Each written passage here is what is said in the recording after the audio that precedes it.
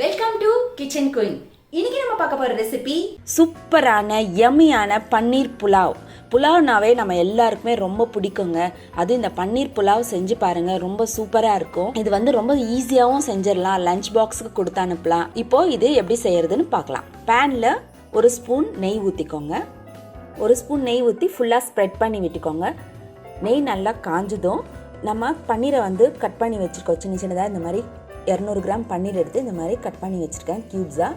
இது வந்து ஒன்றோட ஒன்று ஒட்டாமல் இந்த மாதிரி வச்சுக்கோங்க. 2 வாட்டியாக போட்டு ஃப்ரை பண்ணி எடுத்துக்கோங்க. ஒரே டைம் எல்லாத்தையும் போட்டிங்கன்னா ஒன்றோட ஒன்று ஒட்டி நல்லா இருக்காது. இப்போது நான் 2 டைமாக தான் போட்டு எடுத்திருக்கேன். பாருங்கள், இந்த மாதிரி நல்லா தனித்தனியாக வச்சுட்டு பன்னீரை நல்லா ஃப்ரை பண்ணி எடுத்துக்கோங்க. பன்னீர் நல்லா ஃப்ரை பண்ணால் தான் வந்து உங்களுக்கு நல்லாயிருக்கும், டேஸ்ட்டும் நல்லாயிருக்கும், உடையாது. இல்லைன்னா உடஞ்சி போயிடும். ரொம்ப வேகாமல் இருந்ததுன்னா நீங்கள் புலாவ் பண்ணும்போது அது வந்து உடஞ்சிரும். இந்த மாதிரி நல்லா பாருங்கள், நல்லா ப்ரௌன் கலர் ஆகிடுச்சு, கோல்டன் ப்ரௌன் ஆகிடுச்சு. இந்த மாதிரி கோல்டன் ப்ரௌன் ஆகிற வரைக்கும் நல்லா ஃப்ரை பண்ணி ஒரு பேனில் எடுத்து வச்சுக்கோங்க. நல்லா இந்த மாதிரி நல்லா ஃப்ரை பண்ணி எடுத்துக்கிட்டிங்கன்னா தான் பன்னீரும் உடையாது, சாப்பாடோட நல்லா இருக்கும். இது பார்க்குறதுக்கு பாருங்கள் நல்லா இப்போ பன்னீர் நல்லா ஃப்ரை ஆகிடுச்சு. இதை வந்து நம்ம ஒரு பிளேட்டில் ட்ரான்ஸ்ஃபர் பண்ண போகிறோம்.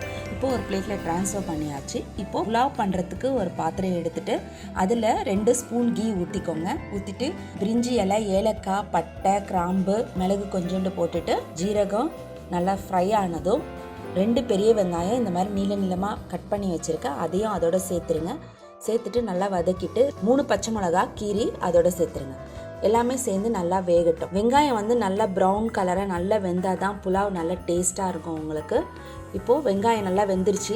இஞ்சி பூண்டு பேஸ்ட் 1 ஸ்பூன் ஆட் பண்ணி நல்லா வதக்கிடுங்க.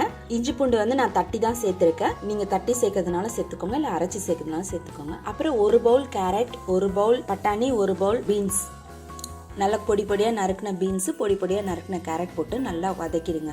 கேரட்டையும் பீன்ஸையும் ரொம்ப பெருசாக நறுக்காதீங்க, குட்டி குட்டியாக நறுக்குனிங்கன்னா தான் நல்லாயிருக்கும்.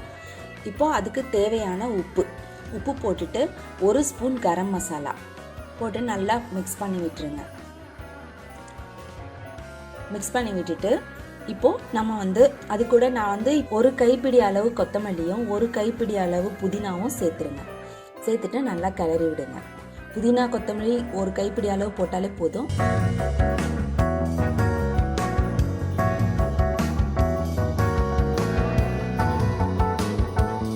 இப்போ நம்ம பொரிச்சு வச்சுருக்க, ஃப்ரை பண்ணி வச்சுருக்க அந்த பன்னீரை அதோட சேர்த்துருங்க.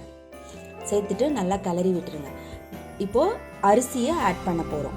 நான் 2 டம்ளர் அரிசி 1/2 மணி நேரம் ஊற வச்சு, பாஸ்மதி ரைஸ் தான் யூஸ் பண்ணியிருக்கேன், 1/2 மணி நேரம் ஊற வச்சுட்டு இப்போது அதை இதோட சேர்த்துட்டு நல்லா மிக்ஸ் பண்ணி விட்டுருங்க. ஃபுல்லாக எல்லாத்தையும் அரிசியில் படுற மாதிரி மிக்ஸ் பண்ணி விட்டுட்டு இப்போ நம்ம 2 டம்ளர் அரிசி எடுத்ததுனால 4 டம்ளர் தண்ணி நான் இதில் சேர்க்க போகிறேன். இப்போ 4 டம்ளர் தண்ணி இதில் சேர்த்தாச்சு. சேர்த்து நல்லா கிளறி விட்டுருங்க. பாருங்கள், எல்லாமே நல்லா மிக்ஸ் ஆகிடுச்சு.